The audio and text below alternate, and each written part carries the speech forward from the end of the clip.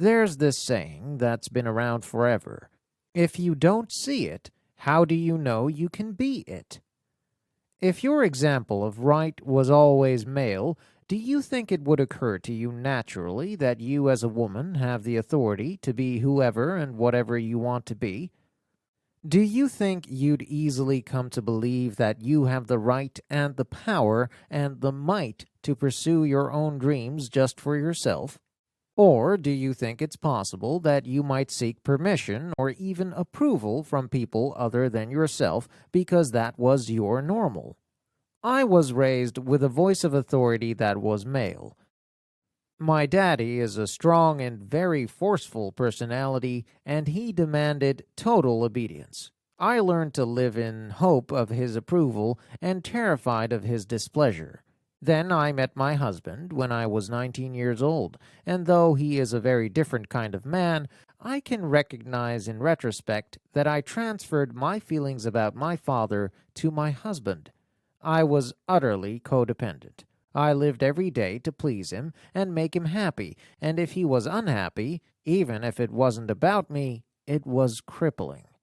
I would drown in anxiety until I could do something or say something to change his mood.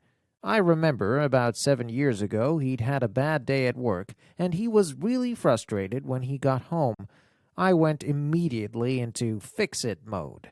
I was like, "Can I make you a drink? Are you hungry? You want to watch a movie? You want to have sex?"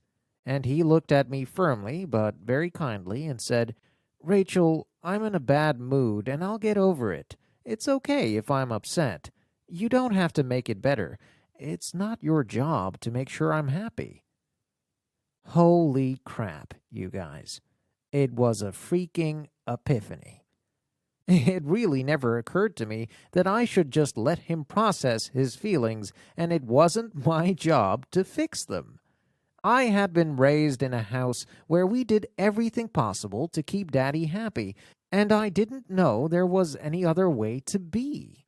Consequently, when I began to understand that the entire purpose for my life wasn't to please someone else, I began to consider things I hadn't before. Like, what if I could make decisions for myself? What if I stopped making every choice in my life about what would please others most? What if sometimes I just did what I wanted to do? What if I stopped asking permission?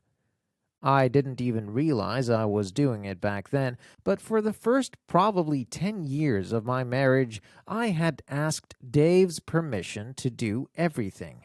Not because he told me to, but because that's what I thought was normal, and I brought it into our marriage with me. Do you care if I go to the grocery store? Do you mind if I have dinner with Mandy on Thursday night? Hey, is it cool if I eat the last of the Girl Scout cookies?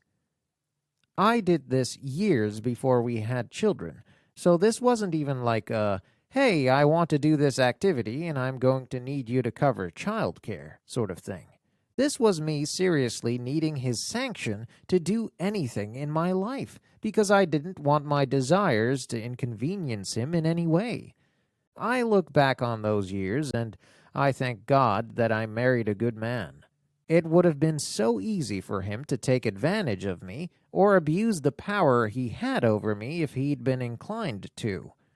Friends, if you're reading this, I'm going to assume you're a grown-up woman. Grown-up women don't ask permission. There is absolutely a way to be your own person while also being a part of a great relationship with someone else.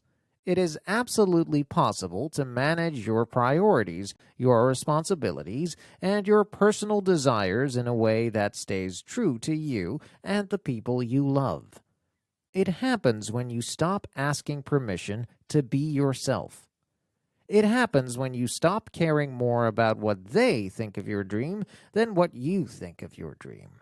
It happens when you put more value into your self-care than you put into whether they'll be inconvenienced by it. You're allowed to want to be your best self, to pursue your dream, even if they don't understand it. You're allowed to push for something more, even if they don't like it. You're allowed to take time away from your kids, even if it's an inconvenience to the person who has to watch them. You're allowed to do something, even if it makes your partner uncomfortable. You're allowed to tell people who you are and what you need instead of first asking if they're all right with it. You're allowed to simply exist without permissions or opinions or qualifiers. I'm trying to recall when I first heard the term girl boss. Certainly, it reached the heights of popularity when Sophia Amoruso published her book. At the time, I lined up to buy it like every other self-respecting, self-taught female entrepreneur. Reading her story was inspiring and motivational, and I honestly didn't give much thought to the title because I was so fired up to read what was inside. But then I started to see the term and subsequent offshoots everywhere. Girl boss, boss babe, entrepreneur. Women of every age and background picked up the moniker and ran with it. It became a popular trend on social media that still hasn't died down years later. It's part of the vernacular now. It's tossed around at conferences and has become a title that young women in entrepreneurial studies programs aspire to, and it makes my blood boil.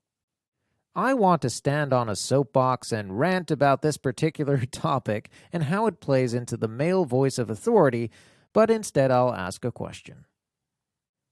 Do you know what it means to qualify something? I ask because when I was younger, I don't think I would have stopped to consider the pet name of girl boss for women like me. I would never have questioned what a hashtag might say about women in business in general. When I bring up the act of qualifying something in panel discussions at one conference after another, only a handful of people respond saying they do know about it, and so I read the definition aloud. Qualify. Verb. 1. To modify, limit, or restrict, as by listing exceptions or reservations. 2. To make less harsh or severe, moderate. Before coming to run my company, my husband was a high-level executive at one of the largest media companies on the planet. He led a worldwide team of more people than I can keep track of. He worked his way up from an assistant with drive and determination. He's also never, not one single time, had someone give him a label for the work he does based on his gender. To qualify the term boss by adding girl or babe or honey or pink or whatever other ridiculous antiquated gender role assignment the media thinks is cute this month is at the least disrespectful and at the worst damaging to the way young women view themselves and to our fight for equality in the business world. And the worst part is, women are the ones who are perpetrating this. Women are the ones who are stamping this label on stationery and T-shirts and pinnable quotes, all under the guise that it's helpful and inspiring to a younger generation.